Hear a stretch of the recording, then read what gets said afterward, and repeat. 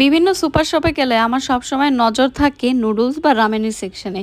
কোন নুডলসটা নতুন আসলো, কোন রামেনটা আমার ট্রাই করা হয়নি, ওগুলো আমি কিনে কিনে এনে ট্রাই করি। আমার খুবই মজা লাগে এইসব করতে।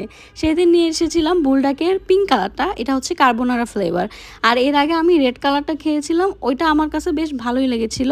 এই পিঙ্ক কালারটার ভিতরে ছিল একটা রেড কালারের সস আর একটা হচ্ছে গিয়ে পাউডার।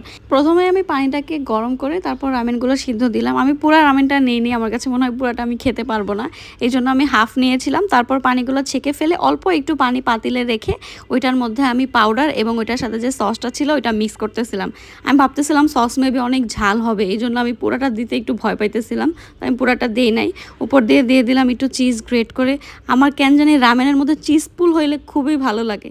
ডিম ছাড়া তো রামেন জীবন আমি চিন্তাই করতে পারি না। ডিম, সসেস আরও অনেক কিছু অ্যাড করবো ভাবছিলাম, বাট আজকে মনে হলো যে না, লেটস কিপ ইট সিম্পল।